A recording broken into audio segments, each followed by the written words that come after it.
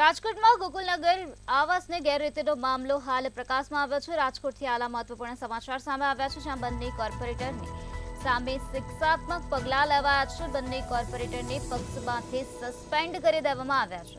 તો શહેર ભાજપના સત્તાધીશો મનોમંથન કરવામાં આવ્યું છે। વોર્ડ નંબર 5 અને 6 ના કોર્પોરેટર સામે પગલાં લેવામાં આવ્યા છે। કોર્પોરેટરના પતિને પણ સસ્પેન્ડ કરવામાં આવ્યા હોવાનું સામે આવ્યું છે।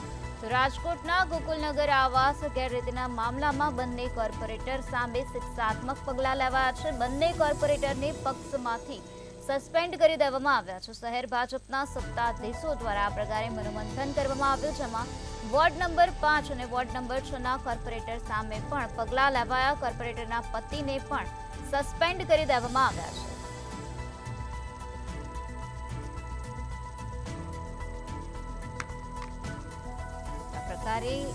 ગોકુલનગર આવાસ ગેરરીતિના મામલો પ્રકાશમાં આવ્યો છે, જ્યાં સરકારી જમીન પર આ પ્રકારે ઓરડીઓ બનાવી દેવામાં આવી હતી। ત્યારે આ મામલાને લઈને બંને કોર્પોરેટર સામે શિક્ષાત્મક પગલાં લેવામાં આવ્યા, જેમાં બંને કોર્પોરેટરને પક્ષમાંથી સસ્પેન્ડ કરી દેવામાં આવ્યા છે। શહેર ભાજપના સત્તાધીશો દ્વારા આ પ્રકારે મનોમંથન કરી દેવામાં આવ્યું છે।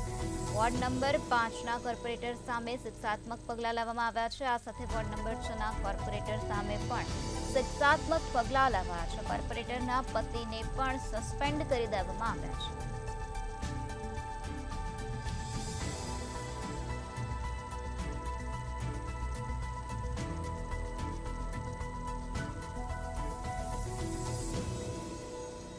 આ પ્રકારે કોર્પોરેટરોએ ગેરરીતિ આચરી હતી, ત્યારે વોર્ડ નંબર 5 અને વોર્ડ નંબર 6 ના કોર્પોરેટર સામે પગલાં લેવાયા અને તેઓને સસ્પેન્ડ કરી દેવામાં આવ્યા છે। શહેર ભાજપના સત્તાધીશો દ્વારા મનોમંથન કરવામાં આવ્યું હતું, જેમાં કોર્પોરેટરના પતિને પણ સસ્પેન્ડ કરવામાં આવ્યા છે।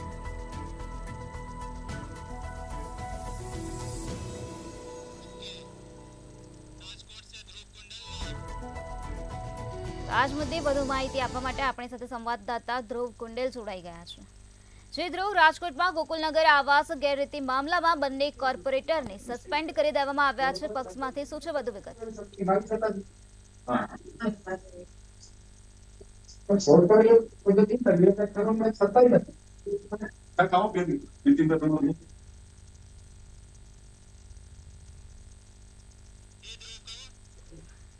જી ધ્રુવ, રાજકોટમાં ગોકુલનગર આવાસ ગેરરીતિનો મામલો પ્રકાશમાં આવ્યો છે, શું છે વધુ વિગત?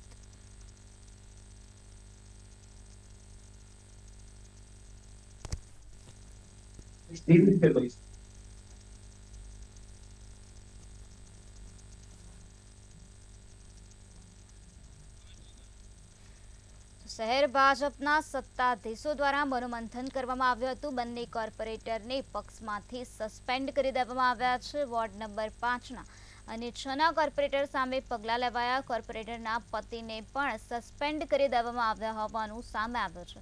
રાજકોટના ગોકુલનગર આવાસનો માટે આક્ષેપ લાગ્યા હતા અને આક્ષેપ છે તે ડ્રોને નાખવામાં નાખી શકાય કે જે આવાસના જે ડ્રો થયા હતા તેમાં તેઓએ ગેરરીતિ કરી હતી। આ સાથે હજુ એક જે કૌભાંડ છે તે સામે આવ્યું હતું। કૌભાંડને લઈને પણ ક્યાંક તપાસ છે તે શરૂ કરવામાં આવી છે, એટલે કે જે વિસ્તાર છે, એટલે કે લાલપરીની આજુબાજુનો જે વિસ્તાર છે ત્યાં પણ કહી શકાય કે જે ઓરડી બાંધીને ત્યાંથી આર્થિક લાભ દેવામાં આવ્યો હતો, ત્યારે તેમના સામે પણ પગલાં લેવામાં આવ્યા છે। આપણી સાથે ભાજપના શહેર પ્રમુખ મુકેશભાઈ સાથે વાત શું કહેશો?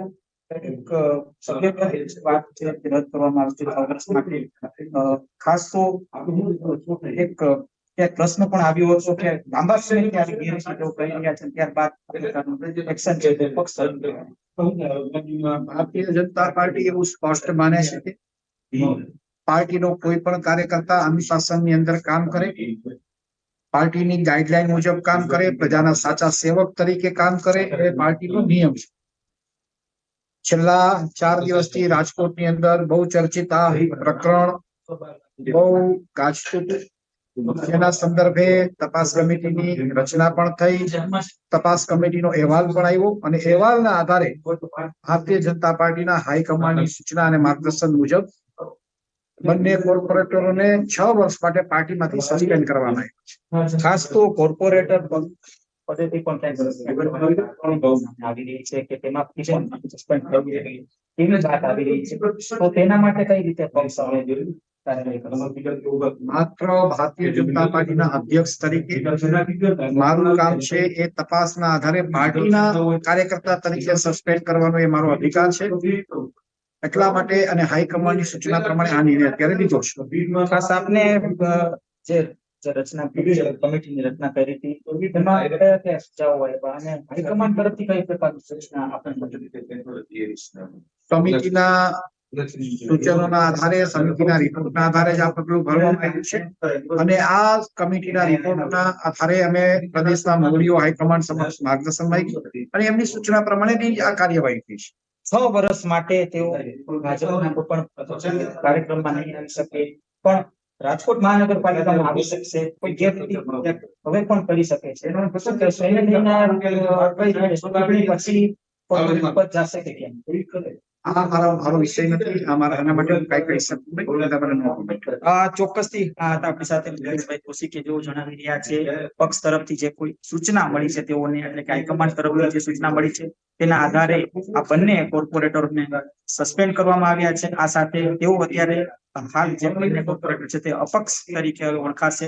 ચોક્કસથી એક પ્રશ્ન એ પણ થઈ રહ્યો છે કે આગામી સમયમાં તેઓ અપક્ષમાં જો રહેશે, વધુ કોઈ ગેરરીતિ કદાચ આચરી શકે છે, એ મોટો સવાલ ક્યાંક થઈ રહ્યો છે. ત્યારે બીજી બાજુ એવો પણ એક સવાલ સામે આવી રહ્યો છે કે આ બંને જે કોર્પોરેટરો છે, આ સિવાયના કેટલાક જે આગેવાનો છે તેવું ક્યાંક આ પ્રકારની ગેરરીતિ આચરતા હોય છે, તેવી એક જે પ્રાથમિક જે સવાલ છે નગર કરી રહ્યા છે.